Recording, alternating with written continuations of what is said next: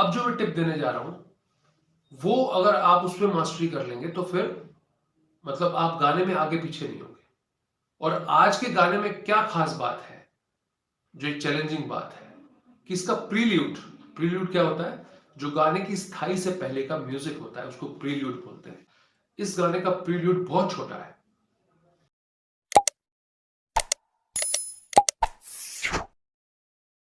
मेरा अगला क्वेश्चन है कि इस गाने में जहां से मुखड़ा उठ रहा है उससे पहले जो म्यूजिक आ रहा है उसमें कितने आवर्तन दादरा के लगे हुए हैं। हम दादरा के एक आवर्तन में वैसे तो 6 मात्राएं होती हैं, लेकिन दादरा के एक आवर्तन में 3 मात्राओं के हिसाब से, कितनी मात्राओं के हिसाब से, 3 मात्राओं के हिसाब से, लाइक 1 2 3 1 2 3। गाना जो उठ रहा है उससे पहले जो प्रील्यूड म्यूजिक आया है उसमें 3 3 के कितने आवर्तन आए। जवाब देना शुरू कीजिए।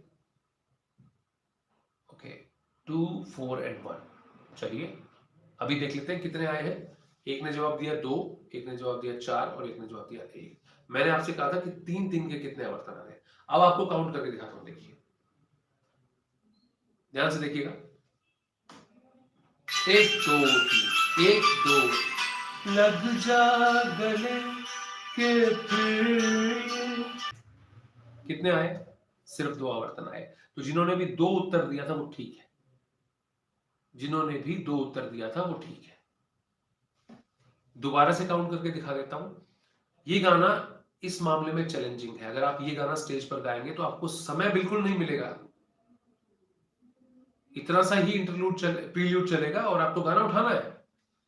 हालांकि किसी किसी करोके ट्रैक में उससे पहले कुछ वाइब्रोज वगैरह का म्यूजिक भी है, लेकिन बेसिकली ये जो अभी आपने सुना इतना सा ही इसका बेसिक म्यूजिक है। बहुत से ट्रैक में मैंने देखा है और उसके बाद आपको गाना उठाना होता है। तो सिर्फ 2 आवर्तन है। कैसे 2 आवर्तन है? 2 आवर्तन काउंट करके अभी मैं आपको गाना दोबारा से उठा के दिखा, देखिएगा। 2 3 1 2 3 लग जा गले के फिर।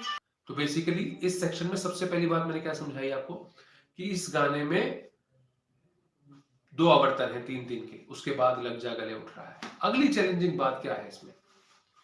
अगली चैलेंजिंग बात यह है कि जैसे ही गाने का प्रील्यूड खत्म होता है तो बहुत से गानों में जैसे ही गाना शुरू होता है तो तबला साथ साथ बजना शुरू हो जाता है।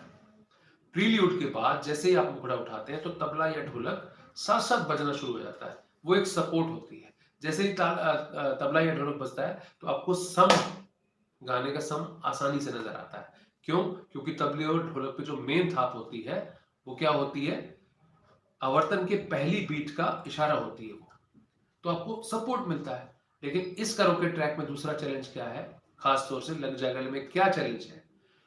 ये चैलेंज है दोस्तों कि इस गीत में जैसे ही प्रील्यूड के बाद आपने गाना उठाया तो उसमें कोई भी ढोलक या तबला नहीं बज रहा, उसमें गिटार बज रहा है हल्का हल्का, गिटार की आरपीजीओस बज रही हैं। तो अब ये इस चैलेंज को आप कैसे कैसे पार करेंगे?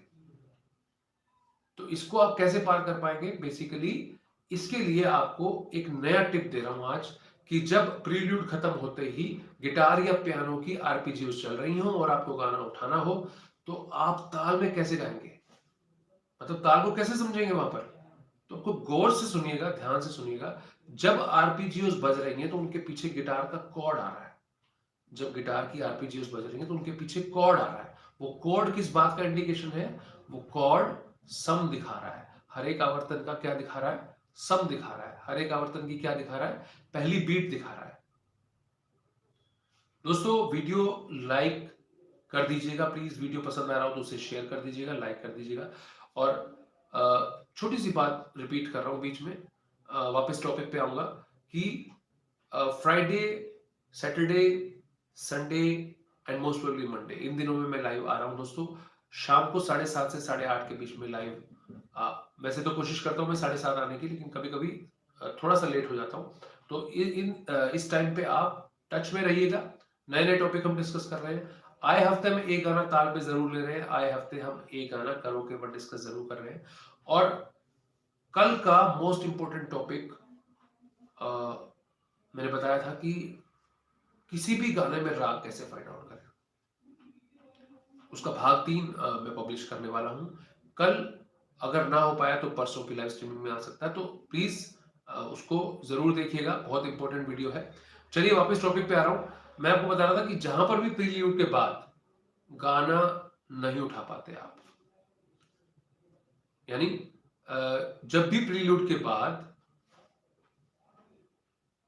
तबला या ढोलक की बीट नहीं बजती, गिटार या पियानो का आरपीजी बजता है, तो वहां पर बहुत ही मुश्किल हो जाता है गाने को मैनेज करना, खासतौर से उनके लिए जिनको ताल में गाने में दिक्कत है। तो वो कैसे समझेंगे?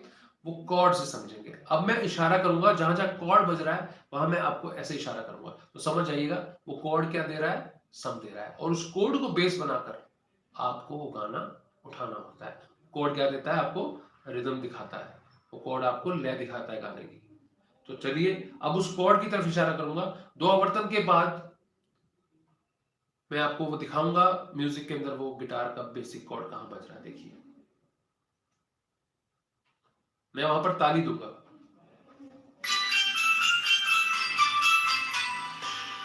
ये देखिए गिटार का कॉर्ड, ये देखिए यहां कोई ढोलक तबला नहीं बज रहा है, ये देखिए कॉर्ड बज रहा है।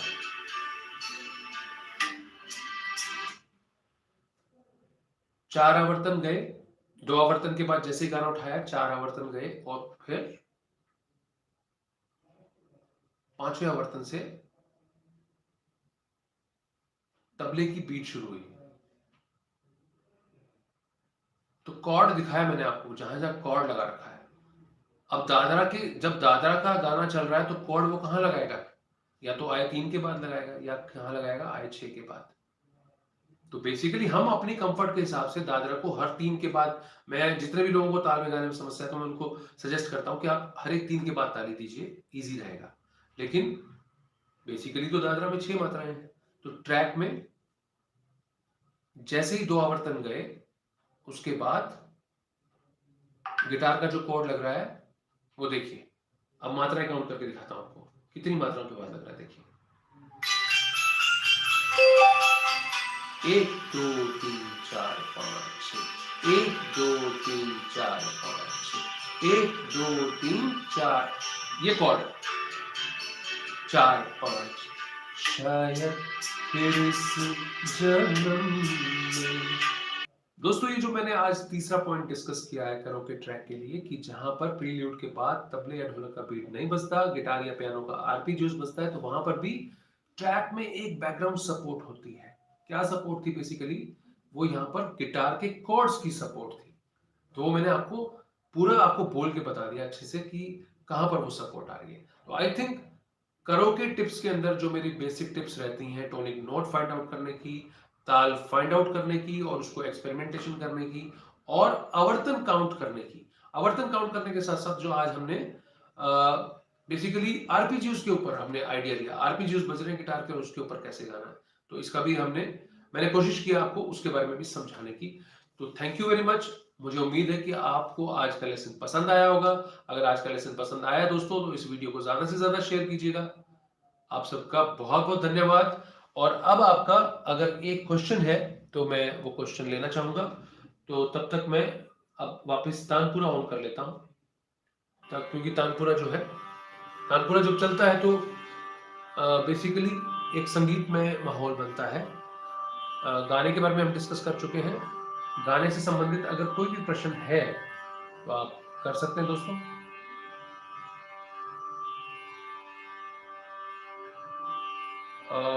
प्रिंस कालरा जी, इस एक चैनल है मस्त, एक चैनल है आई डोंट नो, एक चैनल है आराम। वाह, बड़े ही हाईटेक नाम है। Harsh Dalwadi ji, night bot, Mukund Seha, tracks gaming, वाह, गेमिंग वालों को भी हमारे वीडियो पसंद आ रहे हैं। Lyrics studio, music hub, Bina Jain ji, Vinod Kumar, Mohini Devi, वाह, mister cool, news 14, Sunil Shandi, artist Himachal, वाह क्या बात है।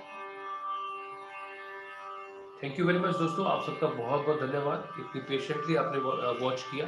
क्वेश्चन कोई नहीं है, लगता है आपने सभी लिख रहे हैं समझ में आ गया, तो समझ में आ ही गया होगा आपको। और एक है चैनल एलन, सर आप बहुत अच्छा सिखाते हैं, आपका बहुत बहुत धन्यवाद अप्रिसिएशन के लिए। बस इसी तरह से अपना प्यार बनाए रखिए, चैनल पर पहली बार आए तो इसे सब्सक्राइब कर लीजिए। बहुत कुछ सिखाने की कोशिश कर रहा हूँ मैं आप लोगों को, जितना मेरा अनुभव है, पिछले 25 साल से संगीत सिखाने का अनुभव है। और दोस्तों अगर आप मुझसे ऑफलाइन सीखना चाहते हैं और मुंबई में कहीं है तो आप मुझसे कनेक्ट हो सकते हैं मेरे फ़ोन नंबर पर, आप मुझे फ़ोन कर सकते हैं, आप मुझसे ऑफलाइन सीखने के लिए मेरी एकेडमी में आ सकते हैं। और ऑनलाइन क्लासेस के लिए आप मुझसे व्हाट्सएप पर मैसेज करके संपर्क कर सकते हैं। और जो लोग हमारे लाइव वीडियोस की एडवांस में एक इन्फॉर्मेशन चाहते हैं तो वो आप हमारे व्हाट्सएप ग्रुप में भी जुड़ सकते हैं, क्योंकि हम उसमें इन्फॉर्मेशन दे देते हैं कि हम कितनी देर में लाइव अपना वीडियो करने वाले हैं। Thank you very much, good night, bye bye, take care, and आप सभी को बहुत बहुत नमस्कार।